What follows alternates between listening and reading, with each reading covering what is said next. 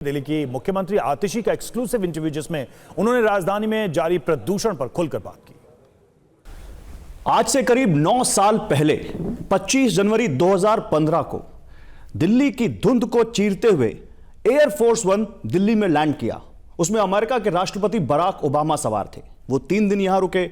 उन्होंने Republic day parade देखी, राष्ट्रपति भवन गए, उन्होंने ताजमहल भी देखा। तब इंटरनेशनल मीडिया में बहुत सारी हेडलाइंस बनी, लेकिन एक हेडलाइन थी जिसने सबका ध्यान खींचा। मिस्टर प्रेसिडेंट, इन 3 दिनों ने आपकी जिंदगी 6 घंटे कम कर दी क्योंकि वहां की हवा इतनी खराब थी। सोचिए, बराक ओबामा अगर 3 दिन रहे और उनकी उम्र 6 घंटे कम हो गई, तो वो इंसान जो हर साल महीनों इस हवा को अपने फेफड़ों में ले रहा है, उसका क्या हाल होगा। एक स्टडी कहती है कि धूम्रपान ना करने वाला शख्स भी इस वक्त दिल्ली में 38 सिगरेट के बराबर धुआं अपने फेफड़ों में ले रहा है। और उसी दिल्ली की मुख्यमंत्री आतिशी जी इस वक्त हमारे साथ हैं। मैम, आपका बहुत स्वागत है टीवी 9 भारतवर्ष पर। मैम, गैस चैम्बर बनी दिल्ली में इस वक्त हम ये इंटरव्यू कर रहे हैं, और जब मैं ये ऐसा इंट्रोडक्शन देता हूं तो बतौर दिल्ली की मुख्यमंत्री आपको कैसा लगता है?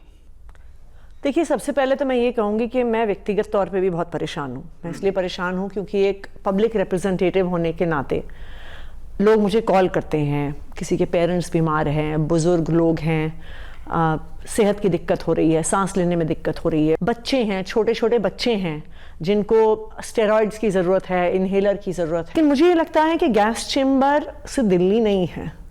इस बात को हमें ध्यान रखना होगा। ये बिल्कुल सही बात है, हम दिल्ली में बैठे हुए हैं, ये बिल्कुल सही बात है कि दिल्ली में पोल्यूशन लेवल बहुत हाई है, पर इस समय पूरा नॉर्थ इंडिया एक गैस चेम्बर है। चाहे पंजाब हो, चाहे हरियाणा हो, राजस्थान हो, उत्तर प्रदेश हो, यहाँ तक कि मध्य प्रदेश, बिहार तक, पटना में भी AQI वेरी पुअर और सिवियर के बीच में है। वो ये कह रहे हैं कि केजरीवाल जी ने या आम आदमी पार्टी ने या आपकी सरकार ने कुछ नहीं किया दिल्ली में इस प्रदूषण के लिए। तो आप हमारे दर्शकों के लिए प्लीज बताइए कि सरकार क्या कर रही है इस प्रदूषण को कम करने के लिए। देखिए, मैं इसमें 2 चीज़ें कहूँगी। क्या कर रही है उस बात पर तो मैं बाद में आऊँगी। भारतीय जनता पार्टी कहती है कि अरविंद केजरीवाल ने कुछ नहीं किया। चलिए मान लीजिए कुछ नहीं किया, वैसे बहुत कुछ किया है, वो अभी मैं आपको बताऊंगी। मध्य प्रदेश में प्रदूषण के लिए कौन जिम्मेदार है? राजस्थान में बीकानेर में कल 402 AQI था, उसके लिए भी अरविंद केजरीवाल और आम आदमी पार्टी जिम्मेदार हैं क्या? पटना में पोल्यूशन लेवल बढ़ा हुआ है क्या, उसके लिए भी आम आदमी पार्टी और अरविंद केजरीवाल जिम्मेदार है? ये जो पोल्यूशन की प्रॉब्लम है, ये सिर्फ दिल्ली की प्रॉब्लम नहीं है, ये सिर्फ NCR की प्रॉब्लम भी नहीं है, ये पूरे नॉर्थ इंडिया की प्रॉब्लम है। अगर आप सेंट्रल गवर्नमेंट का डेटा देखिएगा तो आपको दिखेगा कि पूरे नॉर्थ इंडिया में एक ही राज्य है जिसने अपनी स्टबल बर्निंग, पराली जलने को कम किया है, और वो है पंजाब। 2021 में वहां पे आम आदमी पार्टी की सरकार बनने से पहले से लेके आज तक 80% रिडक्शन हुआ है वहां पे पराली जलने में। हरियाणा में, राजस्थान में, उत्तर प्रदेश में, मध्य प्रदेश में इसका बिल्कुल विपरीत हुआ है। आई डोंट नो आपको पता है कि नहीं, पर आज इस साल पंजाब से ज्यादा पराली मध्य प्रदेश में चली है। नहीं, मैं पराली जलने पर आऊंगा मैम, लेकिन मैं ये जानना चाहता हूं अभी दिल्ली सरकार इस पोल्यूशन को रोकने के लिए क्या कर रही है? देखिए, जैसे मैं आपको एक उदाहरण देती हूं। ये ऐसी बात है कि आपको वायरल फीवर है, ठीक है जी। अगर आपको वायरल फीवर है और आपको बुखार है, सर्दी है, खांसी है, तो मुझे बुखार, सर्दी, खांसी को ठीक करना पड़ेगा। अगर मैं आपको पेट की दवाई दे दूं या घुटने की दवाई दे दूं, उससे आपका वायरल फीवर ठीक होगा क्या? नहीं होगा ना। तो जो पोल्यूशन देश भर में पराली जलने से आ रहा है, आप मुझसे ये पूछ रहे हैं कि भाई आप घुटने की दवा क्यों नहीं देते हो? आप दो घुटने की दवा। अरविंद केजरीवाल घुटने की दवा क्यों नहीं दे रहे हैं? दिल्ली सरकार घुटने की दवा क्यों नहीं दे रही है? भाई प्रॉब्लम दूसरी है, नहीं, बीमारी दूसरी है। मैं आपसे ये पूछ रहा था मैम, मैं ये नहीं पूछ रहा कि दिल्ली प्रदूषण उत्पन्न होने से रोकने के लिए आप क्या कर रहे हैं, क्योंकि अब ऐसी स्थिति में आ गए हैं जहां युद्ध स्तर पर कुछ करने की जरूरत है, ऐसा लगता है। 500 के ऊपर AQI, मतलब 38 सिगरेट के बराबर अगर धुआं हमारे फेफड़ों में रोज जा रहा हो तो आप समझ सकते हैं हालात कितने गंभीर है।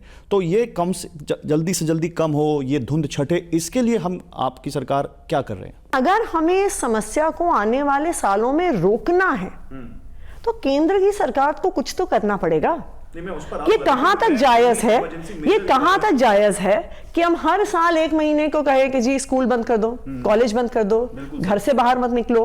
गोपाल राय जी ने एक चिट्ठी लिखी केंद्रीय पर्यावरण मंत्री को और वो कह रहे हैं कि आर्टिफिशियल रेन करवाने की बहुत सख्त जरूरत है, और उन्होंने बाकायदा कुछ डेट्स लिखी उन चिट्ठी में कि इतने इतने तारीख को आपको लेटर भेजा गया, लेकिन आपके यहाँ से कोई प्रतिक्रिया नहीं आई।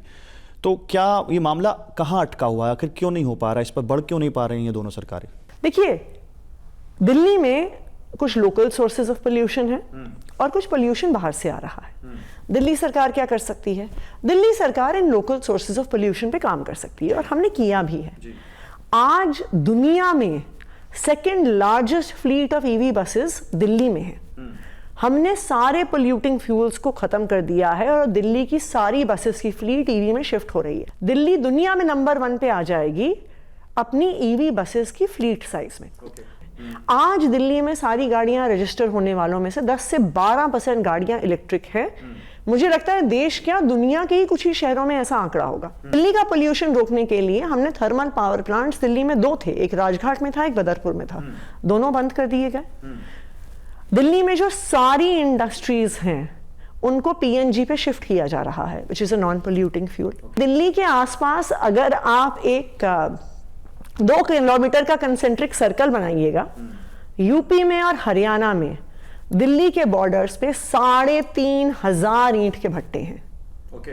दिल्ली एनसीआर में यानी हरियाणा, राजस्थान और उत्तर प्रदेश में दिल्ली के सराउंडिंग एरियाज में 11 highly polluting thermal power plants हैं। आनंद विहार, जो माना जाता है कि दिल्ली का सबसे पोल्यूटेड पॉइंट है, उससे सड़क पार करते ही आनंद विहार के पोल्यूशन का एक बहुत बड़ा कारण यह है कि उससे सड़क पार करते ही यूपी के बॉर्डर पे कौशाम्बी का बस स्टेशन है जहां पे सारी डीजल की बसेस चलती हैं। अच्छा, राइट? तो इन राज्यों के लिए कौन जिम्मेदार तो होगा? आप कह रहे हैं कि दिल्ली के पोल्यूशन में आसपास के जो राज्य हैं जिनका नाम आप गिना रही हैं उनकी वजह से जिम्मेदार है? उनका भी हाथ है।